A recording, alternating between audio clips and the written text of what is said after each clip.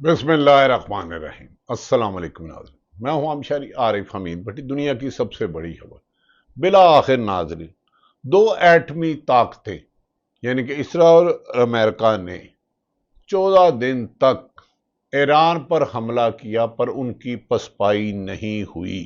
اب اس کا credit American صدر ڈونلڈ ٹرمپ لے رہے ہیں، جن کا کردار ان کا اس میں دور تک نہیں ہے۔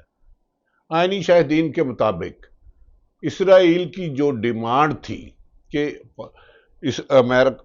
ایران اپنی جوہری تنصیبات کا خاتمہ کرے، وہ انہوں نے نہیں کیا۔ ان کا آرڈر تھا کہ رجیم چینج کی جائے، وہ نہیں ہوا۔ ان کا خیال تھا کہ ایران پر حملے کے بعد وہ دنیا میں تنہا رہ جائیں گے، لیکن تمام اسلامی ممالک اور یورپی یونین نے بھی اسرائیل کو بارہا کہا۔ ڈونلڈ ٹرمپ نے اس کا کریڈٹ تو لیا، لیکن پہلے اپنی سازش سے، حکمت اپنی سے، چلاکی سے مذاکرات کے نام پر اسرائیل کے ذریعے ایران پر حملے کرائے۔ جوابی حملوں پر جب اسرائیل میں بڑی تباہی ہوئی، سائرن بج چکے، جو اسرائیل پوری دنیا میں جب چاہتا تھا مسلمانوں کا خون بہاتا تھا، بچے عورتیں بزرگوں کو کرتا تھا۔ اب جب دو ایٹمی طاقتوں نے حملہ کیا، اسرائیل اور ایران نے، اور انہیں یقین ہو گیا کہ وہ ایران پر قبضہ نہیں کر سکتے، پھر ڈونلڈ ٹرمپ نے قطر کے بادشاہ سے بات کی۔ قطر کے بادشاہ نے، ولی عہد نے ایران سے بات کی، اور اس کے بعد ایران نے کہا ہم تو پہلے بھی جنگ نہیں چاہتے تھے، اسرائیل نے حملہ کیا، وہ روکے تو ہم روک دیں گے۔ کیا اسرائیل میں اس جنگ میں فاتح کون رہا؟ یقیناً اسرائیل کا بہت نقصان ہوا، لیکن جو ایک ٹیرر تھا اسرائیل کا، وہ ختم ہو گیا۔ کہتے ہیں نا، سانپ کو چاہیے شوکے مارتا رہے، اس کی سانپ کی اب شوکے ختم ہو گئی۔ ناظرین، امریکہ نے جب اپنے B-2 طیاروں سے اسرائیل کے 3 شہروں میں، جہاں اسے شبہ تھا کہ ایٹمی تنصیبات ہیں، حملہ کیا اور ناکام ہو گیا، تو اس پر اس نے سوچا کہ اگر اسرائیل بھی انہیں کامیاب نہیں کر سکا، دنیا کے مہنگے ترین طیارے B-2 طیارے استعمال کر کے، دنیا کا سب سے تعداد میں بارود گرا کر بھی اگر اسرائیل دوبارہ زیادہ ہمت اور طاقت سے جواب دینے کی پوزیشن میں ہے، پہلے تو وہ اسرائیل پر حملہ کرتا تھا، اب قطر میں گو کہ انہیں پہلے کہا گیا امریکہ نے ان میں سے حملہ کیا، اب اسرائیل پر قبضہ ایران پر ممکن نہیں رہا، تو پھر دیگر ممالک نے مل کے صلح کر دی۔ ناظرین، قطر کے امیر نے کہا جا رہا ہے کہ ایران کے سپریم کمانڈر سے رابطہ کیا اور انہیں بتایا کہ اگر انہوں نے ابنائے رامیز پر رکاوٹ پیدا کی تو تیسری جنگ ہوگی، جس پر ایران کے سپریم کمانڈر آیت اللہ خامنئی نے کہا یہ جنگ اسرائیل نے کہی تھی وہ ختم کرے۔ امریکہ نے حملہ کیا تو ہم نے قطر کی پہلے کہا کہ آپ کی بیس ہو رہی ہے، اور اب ہم نے امریکن اڈوں پہ کیا، اور اس پہ ایران امریکہ کا جو ہوا تھا، دہشت تھی، خوف تھی، وہ نیست و نبود ہو گئی، اور اسرائیل کمانڈر نے اطلاع دی کہ ہم نے 14 میزائل داغنے ہیں۔ اس کے بعد ایران نے سیز فائر پر امریکہ اور قطر کی ریکویسٹ پر سیز فائر کیا۔ ایران نے ثابت کر دیا کہ اس نے دنیا کی 2 ایٹمی سپر پاور، ایک امریکہ ڈونلڈ ٹرمپ، ایک نیتن یاہو، کو نہ صرف اسرائیل کو بھرپور جواب دیا، ہر حملے کا اس سے زیادہ شدت سے جواب دیا، جبکہ جنگ بندی پر بھی امریکہ کو مجبور کیا، ٹرمپ کہنے پر مجبور ہو گیا، اور اس نے اسرائیل کو وارننگ دی کہ فوری طور پر میزائل مارنا بند کرو اور اپنے پائلٹ چھٹی پر بھیج دو، کیونکہ امریکہ جان چکا تھا کہ اس کو اس سے بڑا حملہ کرنے کے بعد ان کے پہاڑی علاقے کرد اور دیگر علاقوں میں قبضہ ناممکن ہے، کیونکہ فاصلہ بہت ہے۔ اور امریکہ نے 14 دن جنگ کے بعد اس بات کو کافی جانا کہ ایران پر قبضہ ناممکن ہے۔ پوری دنیا نے جنگ بندی پر، سیز فائر پر اعتماد کا اظہار کیا ہے، لیکن اس کے برعکس ناظرین، پاکستان کے حالات کچھ زیادہ بہتر نہیں ہیں. اب دنیا اسرائیل کو اس کو کریڈٹ دے رہی ہے کہ اسرائیل نے حاصل کیا کیا. اگر ایران پہلے جوہری تنصیبات بنا رہا تھا تو 3 شہروں پہ حملہ کیا. اگر وہاں جوہری تنصیبات کو نقصان ہوتا تو اس کے ثمرات ہوتے اور پوری دنیا میں تباہی مچ جاتی. لہذا ان کی ایٹمی تنصیبات تینوں شہروں کو امریکہ نشانہ بنانے میں ناکام رہا یا وہاں سے لے گئے. لہذا ان کی یہ چیز پوری نہیں ہوئی. ایران کی خواہش تھی کہ رجیم چینج ہو، شاہ ایران کے بیٹے رضا شاہ کو بنایا جائے جیسے انہوں نے شام میں چینج کرایا. انہوں نے وہ بھی نہیں مانا. ان کا خیال تھا کہ پورا یورپ ان کے ساتھ دے گا، تو یورپ کو یہ غصہ تھا کہ امریکہ جو رشیا اور یوکرین کی جنگ ہو رہی ہے وہ سارا اسلحہ یوکرین کی بجائے اسرائیل کو دے رہا، تو انہوں نے بھی اس کا ساتھ نہیں دیا اور مسلمان ممالک نے بھی اسرائیل کی جارحیت کو روکا. لیکن افسوس کہ غزہ کے مسلمان بھائیوں پر ابھی بھی مظالم ظاہر ہیں. کاش OIC اس پر رول ادا کرے.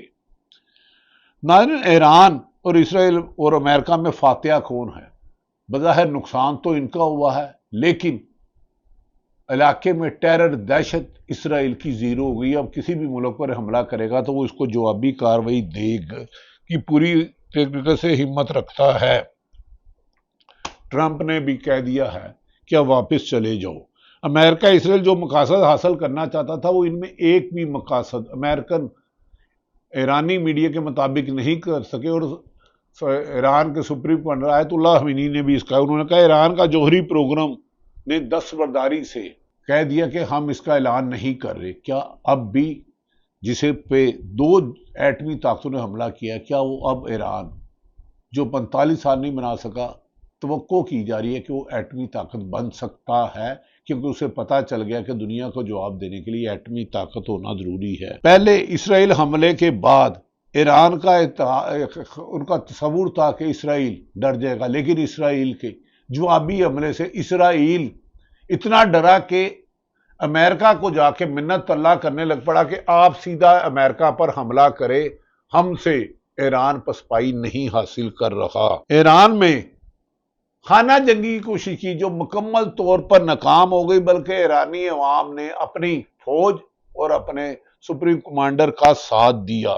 ایرانی فضائی نظام نہ ہونے کے باوجود بھی اسرائیل پر حملوں نے ایران کی طاقت کو دنیا نے مانا کہ جس پر 45 سال سے سینکشن تھی، وہ اب بھی اتنے مزائل ہیں کہ وہ 1500 کلومیٹر 1000 میل تک اپنے دشمن کو جواب دے سکتا ہے، جیسے اس نے اسرائیل کو جواب دیا اور قطر میں امریکن اڈوں پر بھی حملہ کیا. امریکی حملے کے بعد ایران کا اسرائیل کا خیال تھا کہ جواب نہیں دے گا، لیکن اس سے زیادہ طاقت سے جواب دیا تو اس پر امریکہ کا گمنڈ چکنا چور ہو گیا. جنگ عظیم دوئم کے بعد 4 امریکی بیسز پر حملہ کرنے والا ایران دنیا کا اب پہلا ملک بن چکا ہے. ناظرین، اس میں کوئی شبہ نہیں کہ 3 شہروں میں جو امریکہ نے B-2 طیارے 2.2 بلین سے حملہ کیا، اس کے نتائج 0 نکلے. میں جو واقعہ سنا رہا ہوں اس کا اس جنگ کے ساتھ کوئی واسطہ نہیں. سیز فائر ہوا، اچھی بات ہے. ایران اب ایرانی میڈیا کے مطابق ایٹم بم ضرور بنائے گا، کیونکہ ان کے پاس اتنا یوریم ہے جو 3 شہروں پہ انہیں فردو اور دیگر شہروں پہ حملہ کیا تھا. ایران 4تھی جگہ شفٹ کر چکا تھا اور اسے اب کوئی روک بھی نہیں سکے گا، اور اس میں وہ تیزی کرے گی کیونکہ اس کے پاس دنیا کا سب سے زیادہ تیل ہے جو دنیا کی 33% قیمت پر فروخت کر رہا ہے. ناظرین، میں نے کہا نا اسرائیل اور ایران اور امریکہ کی جنگ کے حصہ نہیں، ایک علاقے کا، ایک جنگل کا ایک دفعہ ایک بندر کو بادشاہ بنا دیا گیا. لوگوں نے جا کے کہا جانوروں کو سب کو کٹھے کر کے، اس کا کسی بھی جنگ اور کسی بھی حالات سے نہیں، ایک محض واقعہ ہے کہ جناب جنگل کا بادشاہ ہر ایک کو کھا جاتا ہے، کسی بے ضرر سے جانور کو جنگل کا بادشاہ بنا دے تاکہ جنگل کے تمام لوگ محفوظ رہے. لوگوں نے ترس کھاتے ہوئے، ہمدردی کا ووٹ دیتے ہوئے، بڑے بڑے وعدوں کے دل فریب آتے ہوئے کہ شاید جنگل محفوظ ہو جائے گا، سب نے فیصلہ کیا بادشاہ کو جنگل کا، بندر کو جنگل کا بادشاہ بنا دیا گیا. کچھ عرصے بعد ایک ہرن کا بچہ آیا. میں ہرگز فلسطین کی بات ادھر نہیں کر رہا کہ اس پر حملہ کیا گیا. ہرن کے بچے نے جنگل کے بادشاہ یعنی کہ بندر سے کہا ہے جنگل کے بادشاہ میرے بچے کو ایک بھیڑیا اٹھا کر لے گیا ہے, وہ اس پر حملہ آور ہے, میرے بچے کی جان بچاؤ. تو جنگل کے بادشاہ یعنی کہ بندر نے ایک درخت سے دوسرے درخت پر جمپ لگائی, دوسرے سے تیسرے, تیسرے پہ چوتھے, چوتھے سے پانچویں, اور آدھا گھنٹہ وہ جمپے لگاتا رہا. کبھی G7 جاتا رہا یا کبھی کس طرف جاتا رہا, مختلف جمپے لگاتا رہا.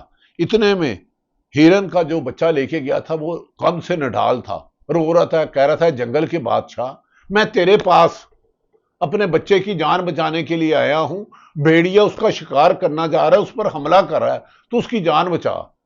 تو اس جنگل کے بادشاہ یعنی کہ بندر نے کہا دیکھ میں بھیڑیا کو تو نہیں روک سکتا, وہ بڑا طاقتور ہے, تیرے بچے کو لے گیا ہے, لیکن میری کوشش تو دیکھ, میں نے آنیاں جانیاں تو دیکھ, میں نے درختوں پہ جمپیں کیسی لگائی ہیں, میں نے آنیاں جانیاں کیسی کی ہیں. تو یہ حالات ہے.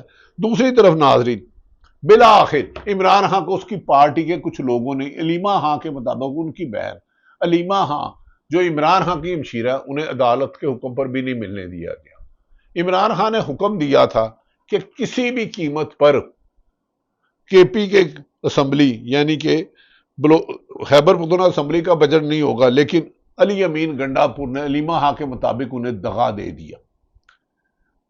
انہوں نے ملاقات کے بغیر خیبر پختونخوا کا بجٹ منظور کر لیا. یقیناً اس میں واضح اکثریت عمران خان کی ہے, نہ صرف خیبر پختونخوا میں بلکہ پاکستان میں.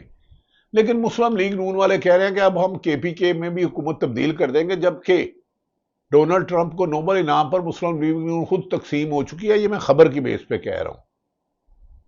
عمران خان کو تقسیم کرنے کے دعوے ان کے محض اہم خانہ اور اہم کو کی جنت میں رہنے والے ہیں. اگر تم نے عمران خان سے بلے کا نشان چھین لیا تھا, اس کی منتخب حکومت کو 9 اپریل کو امریکہ کے سائفر کے کہنے پہ M Q M Peoples Party اور باب پارٹی کو توڑ کے باب والوں نے عدم اعتماد لا کے سائفر پر کر دیا تھا, تو عمران خان مائنس نہیں ہوا. اس پر قاتلانہ حملے ہوئے تو وہ مائنس نہیں ہوا. انتخابات میں اس کے بلے کا نشان چھین لیا تو طریقہ انصاف عمران خان مائنس نہیں ہوا. اس کی ساری قیادت کو گرفتار کر لیا گیا, اغوا برائے بیان کیا گیا, ٹی وی پہ بیان چلائے گئے, آڈیو لیا گیا, ماؤں بہنوں بیٹوں کو اٹھایا گیا, لاکھوں چھاپے مارے گئے, مائنس نہیں ہوا.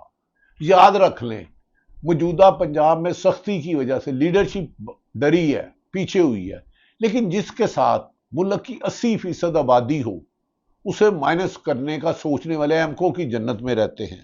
جو سمجھتے ہیں عمران خان کو مائنس کیا تو وہ صبح پنجاب کی پاکستان کے کسی علاقے میں موجودہ سلیکشن کمیشن سلطان سکندر راجہ کی بجائے کسی نیوٹرل بندے کے موجودگی میں ایک علاقے میں الیکشن کرا دے, اور یہ کم سے کم 70-30 سے ہاریں گے. ساری جماعتیں مل کے لڑے اور پی ٹی آئی کا ایک امیدوار ہو.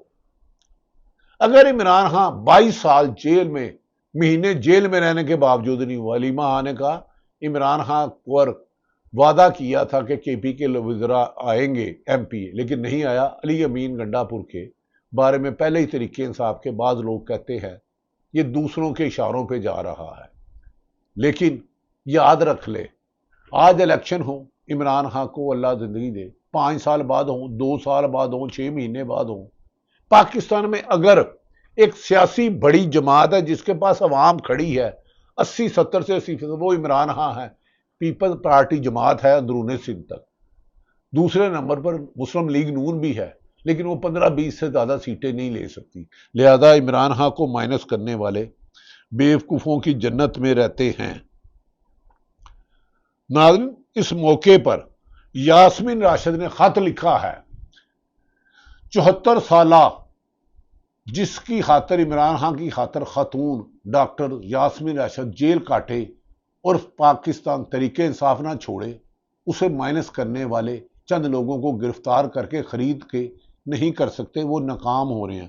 اس نے کہا اس وقت ملک میں انصاف کے جو حالات ہیں وہ جنگل سے بھی بدتر ہیں. یاسمین راشد کہنا ہے اس ناانصافی کے خلاف جو بھی آواز اٹھانے کی کوشش کرتا ہے اس پر مقدمہ بنا کر اسے خاموش کرانے کی کوشش کی جاتی ہے۔ آئین کے محافظ عدلیہ خاموشی سے انصاف کا تماشا بنتا دیکھ رہے ہیں۔ ڈاکٹر یاسمین راشد۔ ناظرین، اگر عمران خان پر قاتلانہ حملے ہوئے، اس کی اے ٹی ایم جسے کہتے تھے استقام پارٹی بنا لی، پرویز خٹک، علیم خان، جہانگیر ترین چھین لیا اور اس سے زیادہ طاقتور ہوا اور یہ تینوں سارے لوگ ہار گئے، تو لہذا عمران خان کو مائنس کرنا ہے تو اس کو چھوڑ کے دیکھ لے۔ اس کو مائنس کرنے والے کا سیاست میں کوئی کردار نہیں رہا، وہ سیاست میں غیر اہم ہو چکے ہیں، سیاست کے کھوٹے سکے ہیں۔ کل کیا ہوگا مجھے نہیں پتا، لیکن عمران خان نے یہ ثابت کر دیا۔ ہاں، علی امین گنڈا پور نے انہوں سے بے وفائی کی اقتدار کے لیے۔ جب 26 نومبر کو گولیاں چلی تو کئی پہاڑوں سے چڑھتے ہوئے وہ کے پی میں چلے گئے، لیکن بانی P T A Imran Khan کو گزشتہ روز اڈیالہ جیل میں علیمہ خان کی خواہش پر ملنے نہیں آئے۔ اگر علیم خان کے چھوڑنے سے، پرویز خٹک کے چھوڑنے سے اور سینکڑوں لوگوں کے چھوڑنے سے تحریک انصاف کا ووٹ بینک بڑھا ہے، تو ان کے جانے سے یا عمران خان کی ہائی کورٹ سے بیل نہ ہونے سے، جو 3 روز قبل بیل ہوئی اور حکم دیا کہ عمران خان باہر آیا، تو خود رانا ثناء اللہ کہہ چکے ہیں ہم عمران خان سے مذاکرات کرنا چاہ رہے ہیں، لیکن ہم عمران خان باہر آیا تو جو ہمارے کرتوت ہے ہم سب کو جیل میں جانا ہوگا، لہذا ہم مذاکرات نہیں کر رہے۔ لہذا عمران خان کا خوف ہے، اس کا جرم نہیں ہے جسے جیل میں بند کیا گیا، اس کا خوف ہے۔ اگر نہیں تو کوئی سروے کرا لے غیر جانبداری غیر ملکی آبزرور کو بلا کر، دودھ کا دودھ پانی کا پانی ہو جائے گا۔ لہذا عدم اعتماد عمران خان کو مائنس کرنے والی خود نون لیگ مائنس ہو چکی ہے، جو 15-20 سیٹوں کی رہ گئی ہے۔ پیپلز پارٹی مولانا فضل الرحمان اپنی سیٹ نہیں جیت سکتے۔ علی امین گنڈا پور کی بجائے خالی کسی کونسلر کو بھی عمران خان وہاں سے ووٹ دے گا تو وہ مولانا فضل الرحمان کو شکست دے سکتا۔ یاسمین راشد دوبارہ اگر الیکشن ہو تو عمران خان کو، نواز شریف کو لاہور کے حلقے سے اخلاق سے ہرائے گا۔ صنم جاوید مریم نواز کو مختلف سروے میں ہرانے میں آ رہا ہے۔ ناظرین، آخر میں سلمان اکرم راجہ نے بھی کہا ہے کہ کے پی کے کا بجٹ عمران خان کی منظوری کے بعد وہ حیرت ہوئی ہے، لیکن عمران خان کو مائنس کرنے والے جو اسے جیل میں بند کر چکے ہیں، قاتلانہ حملہ کر چکے ہیں، اس کی بہنیں بیویوں کو گرفتار کر چکے ہیں، پوری سیاسی جماعت کو کر چکے ہیں، لیکن آج بھی عمران خان کی آزادی سے ڈرے ہیں۔ اس کا مطلب ہے عمران خان کو مائنس کرنے والے خود سیاست کا ماضی بن چکے ہیں، تو ماضی ماضی رہتا ہے۔ ناظرین، اس موقع پر عمران خان کی بہن نورین آپا خود پسینے میں نچڑی ہیں اور عمران خان کو گرمی کی شدت اور ان کی استقامت کا سامنا کر رہی ہیں۔ وہ کبھی شکایت نہیں کریں گی، لیکن شرم کا مقام ہے، سسٹم مفلوج ہو چکا ہے۔ ختیجہ صدیقی تحریک انصاف کی رہنما نے یہ ٹویٹ کیا ہے اور ان کا بیان بھی سنایا ہے۔ زرتاج گل بھی بیان دے رہی ہے۔ یہ سچ ہے کہ پنجاب کی عالیہ حمزہ اور چند لوگوں کے علاوہ زیادہ لوگ طاقتور حلقوں کے اعلی کار بن چکے ہیں، لیکن انہیں پتا ہے عمران خان کو چھوڑ کے انہیں اپنی سیاست ہی چھوڑنا ہوگی، کیونکہ عمران خان اس وقت سیاست کی تلخ حقیقت ہے۔ ہمایوں محمد جو سینیٹر ہیں پاکستان تحریک انصاف کے، انہوں نے کہا مریم نواز نے کہا تھا مجھے پاور میں آنا آتا ہے، اس کے لیے ہاتھ جوڑے جاتے ہیں، پاؤں پڑا جاتا ہے، بوٹ پالش کیے جاتے ہیں۔ آج کل وہ ٹرمپ کو نوبل پیس پرائز کے لیے نامزد کر کے انٹرنیشنل لیول پر یہ سب کچھ کر رہی ہیں۔ یہ بات ہمایوں محمد جو سینیٹر ہیں انہوں کا کہنا ہے۔ ناظرین، آخر پہ یہ بتاتا چلوں کہ عمران خان کی رہائی کا پہلے فیصلہ ہو چکا تھا، پھر کچھ طاقتور لوگ آئے، ان کی انٹرفیرنس ہوئی، کچھ ملاقاتیں ہوئی، کچھ دھمکیاں ہوئی، کچھ منت اللہ ہوا، کوئی بہتر مستقبل کے دکھائے گئے، اس کے بعد آیا۔